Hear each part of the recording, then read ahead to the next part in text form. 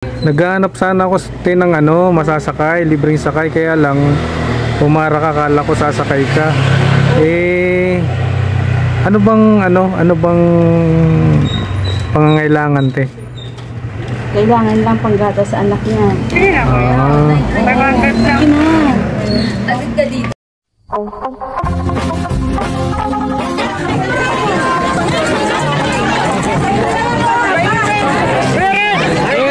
Lagi po kayo pinapanood.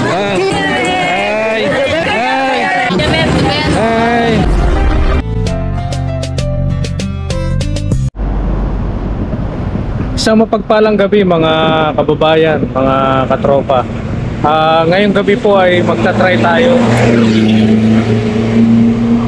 Grabe.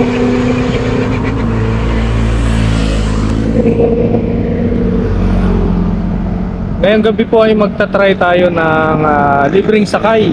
Ayan. At first day natin ngayon, no? Unang vlog natin ng libreng sakay. At ito naman ay part ng charity pa rin. Ayan. Tara po, samahan niyo po ako at mag-charity tayo sa pamamagitan ng libreng sakay. Tara po. Sa video pong ito ay mapapanood nyo ang kakaibang pangyayari sa akin. Napaisip po ako kung bakit may mga taong talagang kapit na sa patalim. Ang intensyon ko po na pre-ride ay nauwi sa tawaran. Isang bugaw po ang pumara sa akin. Muli po akong napaisip, ganito na ba talaga ang hirap ng buhay dito sa Metro Manila? Sa halagang 500 para pambili lang ng gatas ng anak. Tara po, saksihan po natin ang buong kwento ng aking video na pinangamatang kong kapit sa patalim. 500 pambili ng gatas kapalit ng pagbebenta ng laman.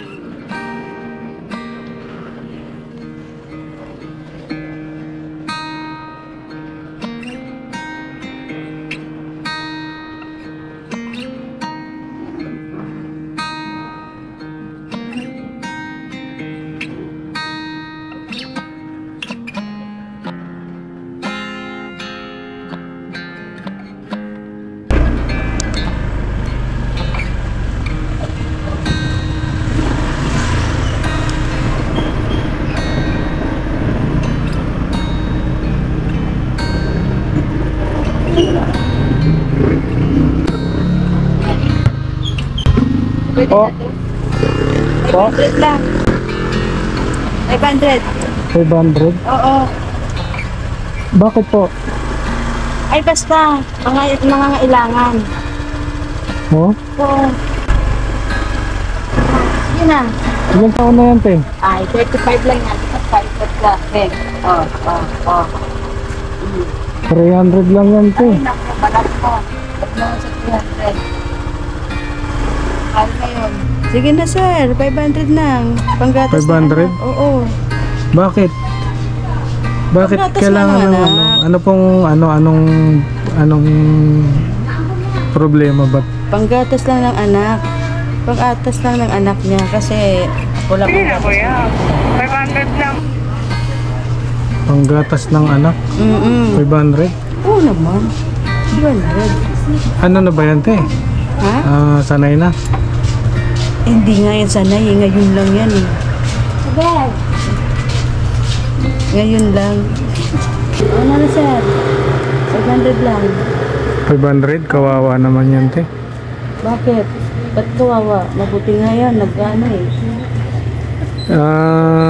Naghahanap sana ako ng ano, masasakay, libreng sakay, kaya lang pumara ka, kala ko sasakay ka. Ano bang pangangailangan, te? Kailangan lang panggata sa anak niya. Ah, Oo, sige na. Sige na, kuya. 500 lang. naku te, masama yan, masama Ay, yung... hindi ko masama. Ngayon na lang to ginawa dahil gipit lang siya, panggatas lang ng anak niya. Ngayon na lang to gagawin. Kaya 500 na to. 500 lang. Kawawa naman si ate. Oh. Ano bang problema te? Iniwanan siya ng asawa niya? Ay, hindi. Wala na siyang asawa. Kamamatay lang. Ilan ba anak niya? 2. Dalawa? Mm-mm. Ay, pan 300 na lang yan Ay, te. walang, sa panahon ngayon, walang 300. 500 na. Sige na. Pasakayin mo na dyan. Ikot ka, ikot. Sige mo. Oh. Oh. Oh, ikot. Sige na. Sakay na. Akin na. Hindi te, masama kasing ano yan eh. Ay, hindi yan Masamang ano yan, baka mapahamak pa yung ano, naawa naman ako sa kanya. Hindi yan masama, sir. Okay na. Para lang sa mga anak niya panggata. Sige na, akin na. Bigay ko Oh. sa kanya. Te, bigyan na lang kitang Ako na. 500 ha, Oh, sa'yo na. para ano, Oh, sa'yo na yan. wag mong ano ha, Salamat. wag mong gagawin yan dahil lang sa panggatas eh. Hindi, totoo yan. Ngayon na lang ginawa niya. Oh, Oh, okay na yan sa'yo. wag na, oh, te ha, umuwi na kayo ha. Ha? Umuwi na kayo, te. Oh, thank you, sir, ha. Sige po. Pauwiin mo na yan, te. Ay, talaga. Kawawa naman. Salamat din, Oo. sir. Oh, sige. Uwi ka Sige na, po. uwi ka na. So ayan po ano at nasaksihan po natin yung pangyayari na ngayon ko lang na ranasan at sa totoo lang po grabing kaba ko po ang naranasan doon no. First time po kasi natin na mag-content ng ganito at yun pa ang nangyari sa atin. May nag-offer sa atin ng ganon at nakaka bagabag po ng damdamin yung magbabayad ka dahil lang sasamantalahin po yung pangangailangan ng tao ano. At siguro po kung sa iba siya natapat baka po mapahamak siya no, o hindi naman natin sasamantalahin yung mga ganitong pagkakataon.